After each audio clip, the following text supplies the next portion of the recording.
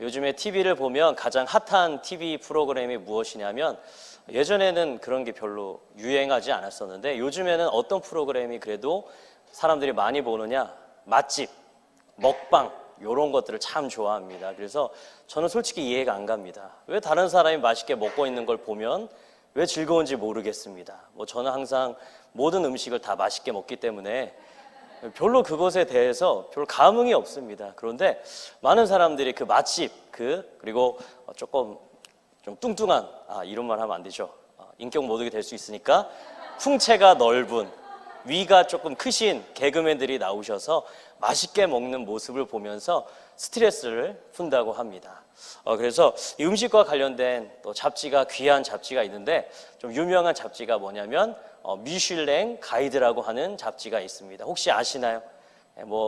미식가들에게 있어서는 미식가들의 바이블, 함부로 이렇게 바이블이라는 말을 써서 참 죄송하지만 미식가들에게 있어서는 그 정도로 아주 귀한 책이다라고 말하고 있습니다. 이 책은 뭐냐면 프랑스에 있는 타이어 회사 미슐랭, 쉽게 말해서 미쉐린 타이어에서 이제 여행 정보 잡지로 낸 것입니다. 그런데 이게 계속 시간이 발전하면서 맛있는 음식이 무엇인지, 그 도시에 가면, 그 근방에 가면 진짜 맛있는 음식이 무엇인지를 알려주는 그런 식당 전문지처럼 돼버렸습니다.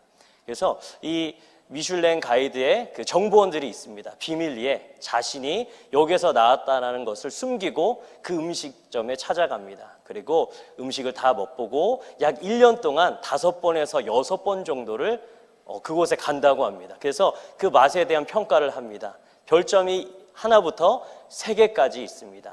별 1개는 무엇이냐면 음식이 아주 훌륭한 식당이다. 그리고 별 2개짜리는 무엇이냐면 길을 우회할 정도로 좀 멀리 돌아가더라도 꼭 가볼 만한 식당이다. 그리고 별 3개는 무엇이냐면 여행을 떠날 때 그 음식점에 있는 음식을 먹기 위해 여행을 떠나도 조금도 아깝지 않은 식당이다. 그래서 별 3개를 받은 그 요리사는 큰 영예를 얻게 되는 것입니다. 제가 왜 지금부터 이렇게 식사하시기 또 배고프실 때 왜 이런 이야기를 하냐면 오늘 이야기를 보면 마치 이 별 3개를 받은 요리사처럼 예수 그리스도께서 이름 모를 한 여인에게 있어서 이제 복음이 전해지는 그 모든 땅 가운데 이 여인의 이름이, 이 여인이 행한 일들이 기억될 것이다 하며 별 3개짜리를 딱 주신 사건이 나오게 되는 것입니다. 오늘은 함께 이 이름 모를 한 여인, 이 여인의 사건에 대해서 함께 살펴보고자 합니다. 우선 오늘 만왕의 왕이신 또한 주인이신 예수님께서 이 한 여인의 큰 행위를 칭찬하고 있습니다. 그 사건이 일어난 장소는 어디냐면 바로 베단이라고 하는 곳입니다.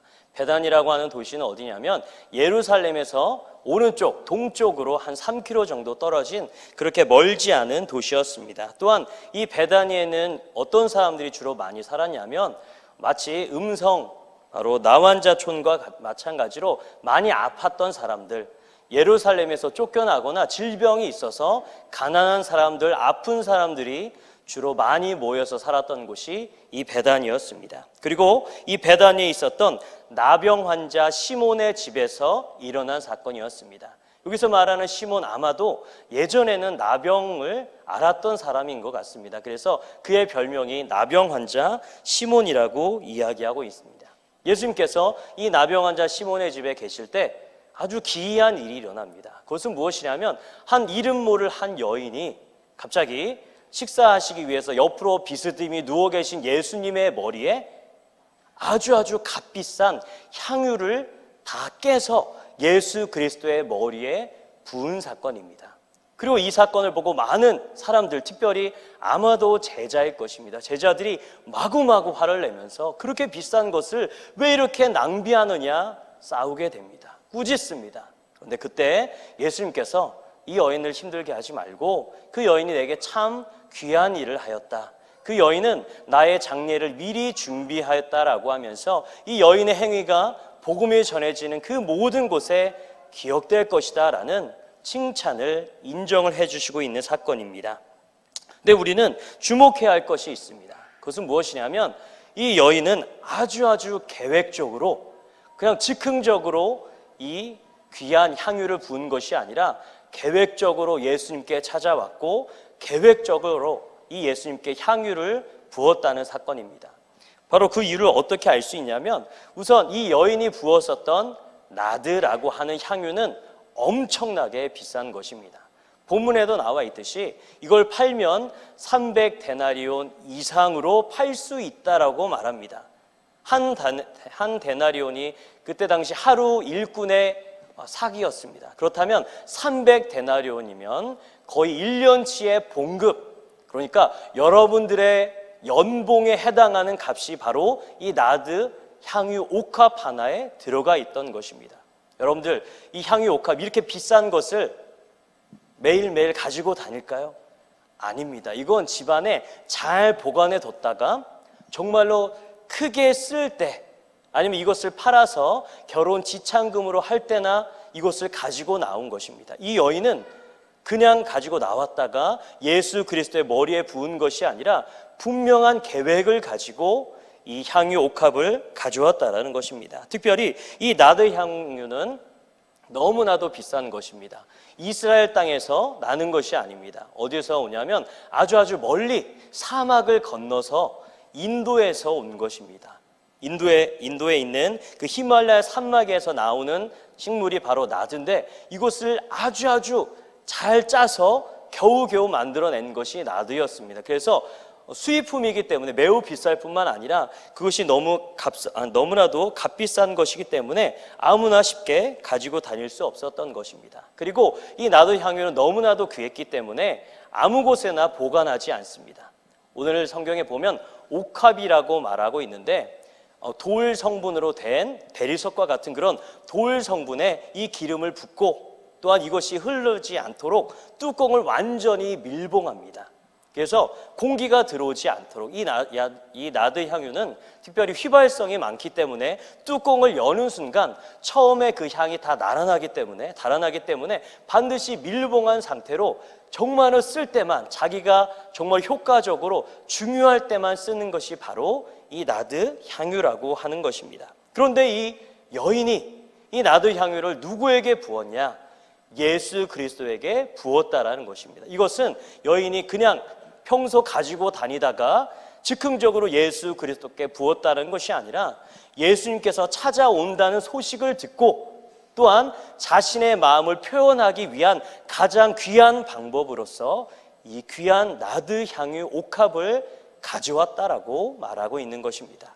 특별히 이 나드 향유 옥합은 이것을 사용하기 위해서는 반드시 밀봉을 떼야 됩니다. 그러니까 그 병의 목 부분을 이렇게 따야 되는 것입니다. 그래서 성경에 보면 옥합을 깨뜨렸다, 말 그대로 그냥 옥합을 바닥에 이렇게 깼다는 의미가 아니라 이 향유를 쓰기 위해서는 그 밀봉한 그 목 부분을 잘라내야 하기 때문에 옥합을 깨뜨렸다라는 표현을 하고 있는 것입니다. 또한 이 여인이 계획적으로 가져왔다는 것은 무엇이냐면, 특별히 유대인들은 손님을 맞을 때 어떻게 손님을 만나면 우선 손님이 오게 되면 손과 발을 씻을 수 있는 물을 가지고 옵니다.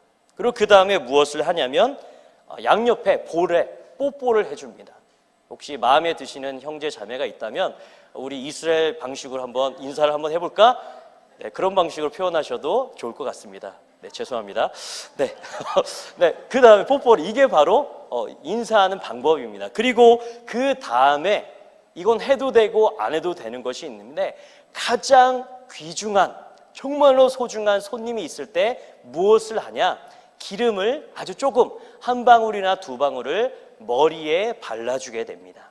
그게 바로 주로 올리브 향유를 바르고 있는데, 이 여인은 매우 독특하게 올리브 향유, 어떻게 보면 값싼 올리브 향이 아니라 나드 향을 예수 그리스도의 머리에 완전히 그것을 다 부었다라는 것은 매우 특별한 일로서 여겨졌던 것입니다. 그렇다면 이 여인의 행동, 왜 도대체 그렇게 했을까?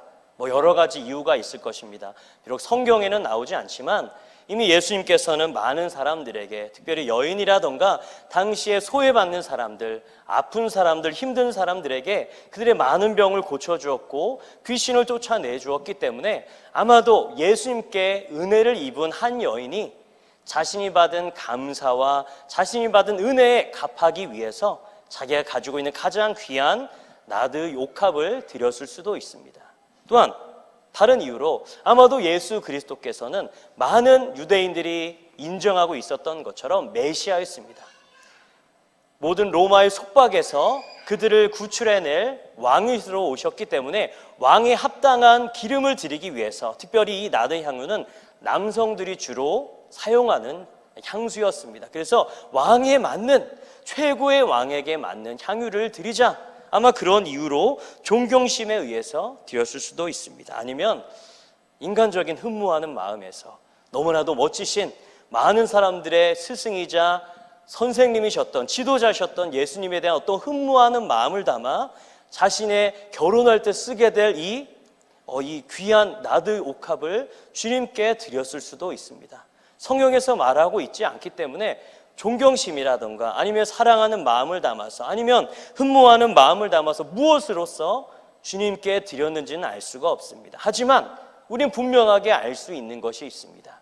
이 여인이 할 수 있는 가장 최선의 것, 그리고 이 여인은 흔들림 없이 계획적으로 자원하는 마음으로 자기가 가지고 있는 최선의 것을 아낌없이 드린 사랑이 바로 그곳 가운데 들어있음을 우리는 알게 되는 것입니다.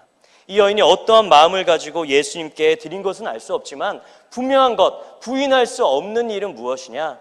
이 여인은 정말로 주님을 사랑하였고 존경하는 마음을 담아, 사랑하는 마음을 담아 자신이 가진 최고의 것을 주님께 드렸음은 결코 부인할 수 없었던 것입니다. 이 여인은 자신이 가진 최고의 것을 예수님께 드렸습니다. 바로 우리는 이 여인의 이 모습을 보면서 무엇을 알게 되냐? 정말로 예수님께 은혜를 받은 사람은 자신의 가장 귀한 것을 아낌없이 드리는 자라는 것을 우리는 말씀을 통해 알게 되는 것입니다. 특별히 신명기 6장 4절에서 5절 말씀은 우리에게 이렇게 이야기해 주고 있습니다. 우리 함께 읽어보도록 하겠습니다. 이스라엘아 들으라. 우리 하나님 여호와는 오직 유일한 여호와이시니 너는 마음을 다하고 뜻을 다하고 힘을 다하여 내 하나님이 여호와를 사랑하라. 또한 누가복음 7장 47절에서는 이렇게 이야기하고 있습니다. 이러므로 내가 내게 말하노니 그의 많은 죄가 사하여졌도다. 이는 그의 사랑함이 많음이라. 사함을 받은 일이 적은 자는 적게 사랑하느니라. 아멘. 지금 이 여인이 보인 사랑은 무엇이냐? 자신의 힘을 다해서, 마음을 다해서, 뜻을 다해서, 모든 것을 다해서 주님을 향한 사랑을 표현하였던 것입니다. 또한 그 사랑의 크기가 어느 정도냐? 자신의 모든 것을 다 드렸다는 것은 하나님께 너무나도 많은 것을 받은 사람이며 너무나도 많은 은혜를 받았으며 그것에 반응하고 있다라고 성경은 오늘 우리에게 이야기해 주고 있다라는 것입니다. 우리가 교회에 나오면서 하나님께 감사한 마음을 담아, 또한 하나님께서 주신 은혜가 너무나도 감사해서 우린 때로는 찬양하고, 우린 때로는 기도하며 말씀을 묵상하며, 또한 하나님께서 세우신 이 교회를 섬기고 헌신하고 있습니다. 그런데 이 모든 헌신의 동기가 무엇으로부터 시작되어야 되는지를 오늘 성경은 분명하게 이야기해 주고 있습니다.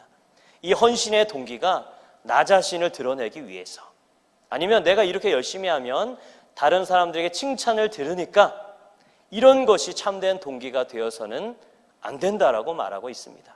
오늘 성경에서는 하나님을 향한 수고와 헌신, 이 가장 큰 동기는 무엇으로부터 시작해야 되냐? 바로 하나님에 대한 사랑, 하나님께서 나에게 주신 은혜와 감사로서, 찬양으로서 주님께 드려야 된다라고 오늘 성경은 우리에게 이야기해 주고 있는 것 같습니다. 저는 여러분들이 한번 묻고 싶은 것이 있습니다. 여러분들은 예수 그리스도를 만나셨습니까?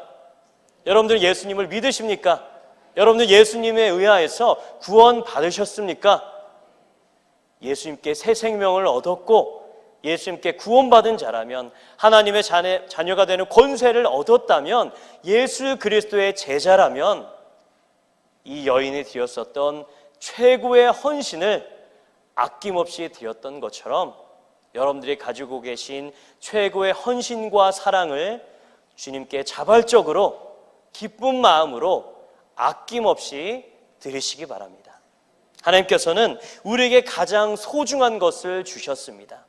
아버지 하나님께서는 단 한 번도 자신과 교제가 끊어지지 않은 아들 예수 그리스도를, 하늘의 모든 영광을 가지고 계신 그 예수 그리스도를 이 땅에 천한 인간의 모습으로 내려오게 하셨습니다. 또한 모든 왕이신 예수 그리스도께서 철저하게 순종하시며 낮아짐으로 이 땅 가운데 오셨습니다. 그리고 자신의 몸을 우리 죄 많은 우리를 위해서 아낌없이 피와 살을 다 주시고 십자가에 달려 죽으셨습니다. 그 예수님께서는 우리가 그저 믿음으로 고백하는 자에게 이 모든 죄사함을, 십자가에서 누려지는 그 모든 죄사함을, 또한 부활을 통해서 얻게 되는 그 부활의 능력을 아낌없이 우리에게 주신 분이십니다. 이 예수님을 사랑하는 자라면 우리가 아낌없이 우리의 가장 소중한 것을 주님께 드리시기 바랍니다. 우리에게 가장 소중한 것이 무엇이 있을까요? 그러니까 이렇게 말하니까 많은 분들이 돈 많이 하라고, 헌금 많이 하라고 얘기하는구나. 물론 돈이 그 사람의 마음을 나타낼 수 있습니다. 하지만 돈이 그 사람의 마음을 다 드러낼 수 없습니다. 돈 많이 하고 헌금 많이 하라, 이런 얘기가 아닙니다. 우리에게 가장 소중한 것이 무엇인가?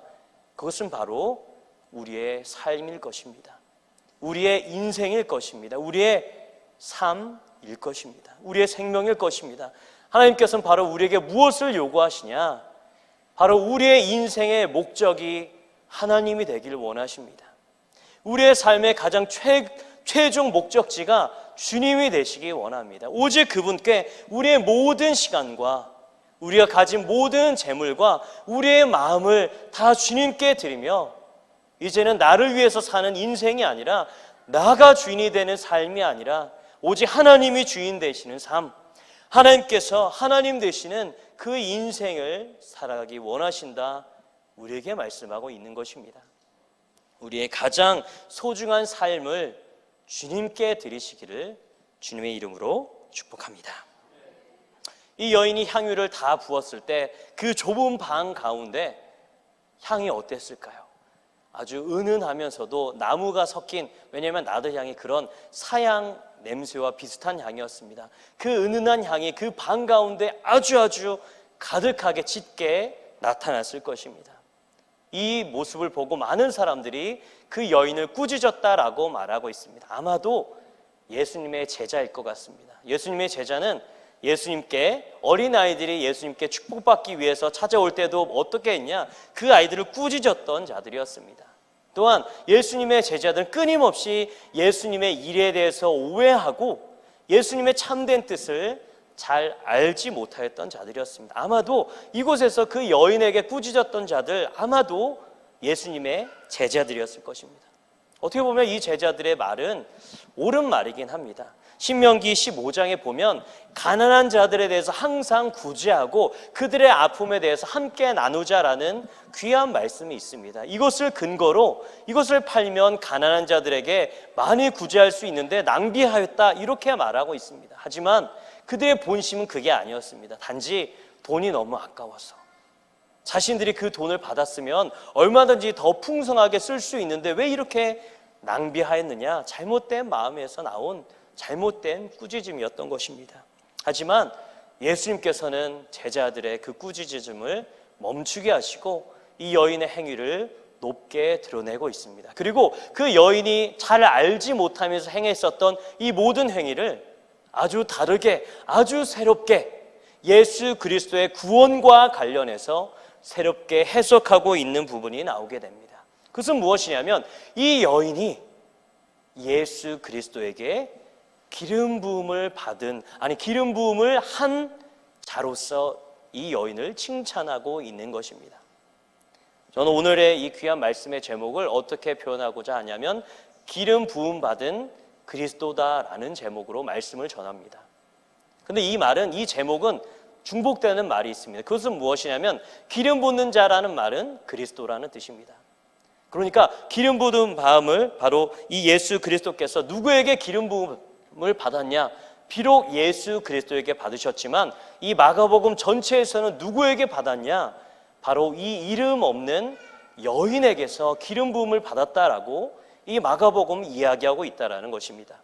비록 마가복음 1장에 보면 예수 그리스도께서는 하나님의 아들이자 유대인의 왕으로서 자신을 드러내는 일들이 나오게 됩니다. 그것은 바로 세례 요한을 통해서 예수님이 바로 하나님의 아들이자 참된 왕이라는 것이 세례 요한의 세례를 통해서 성령 하나님의 부어짐을 통해서 기름 부음을 받게 됩니다. 하지만 그 외에 기름 부음을 받았다는 이야기가 나오지 않습니다. 끊임없이 이 베드로는 예수님에 대해서 마가복음 8장에 보면 주는 누구시냐? 바로 주는 그리스도이십니다 라는 분명한 말이 나오게 되지만 실제로 기름 부음을 받았다는 이야기는 나오지 않습니다. 오직 이 14장에서 이름 없는 여인에게 향유를 부음받은 바로 이것이 참된 그리스도임을 드러내는 본문이 되는 것입니다. 어떻게 보면 이 여인은 그냥 주님을 사랑하는 마음으로 자신이 가지고 있는 최선의 것을 주님께 드렸을 뿐입니다. 하지만 이 예수님은 그 여인의 헌신과 사랑을 받으시고 이것을 어떻게 해석하고 있냐? 마치 하나님께서 대제사장을 통해서 다른 제사장이 기름 부음을 받는 행위로서, 또한 마치 다윗이 선지자를 통해서 기름 부음을 받는 것처럼, 아니면 또한 왕이 이제 하나님 앞에 기름 부음 받는 것, 대제사장의 기름 부음 받는 것, 또한 선지자가 기름 부음 받는 이 기름 부음으로서 이 여인을 설명하고 있다라는 것입니다. 또한 그리고 이 기름 부음은 또한 무엇과 관련이 되는 것이냐? 바로 예수 그리스도의 장례와 관련되어 있다라는 것입니다.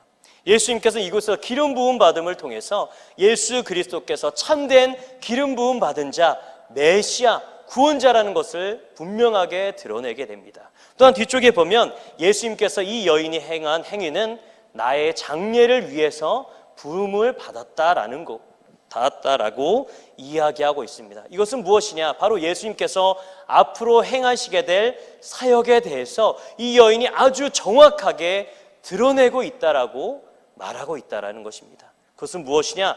장례. 예수님께서 이제 곧 얼마 안 되시면 마치 유월절 어린 양이 많은 사람들의 죄를 사하기 위해서 속죄 제물로 드렸던 것처럼 이 예수님이 십자가에 달려 죽으시고 모든 인류의 죄를 위해서 죽으실 이 장례를 이 여인이 먼저 준비하였다라고 예수 그리스도께서 새롭게 해석하고 있다라는 것입니다. 우리는 이 말씀을 통해서 무엇을 알게 되냐면 예수님 안에 참된 새로운 삶에 대한 해석이 있다라는 것을 우리는 알게 되는 것입니다. 많은 사람들이 우리의 삶을 보면, 우리 특별히 그리스도인들의 삶을 보면 특별하지 않는 평범한 삶일 것 같습니다. 오히려 예수님 믿지 않는 자들보다 가난하고 힘들고 어려운 삶일 것 같습니다.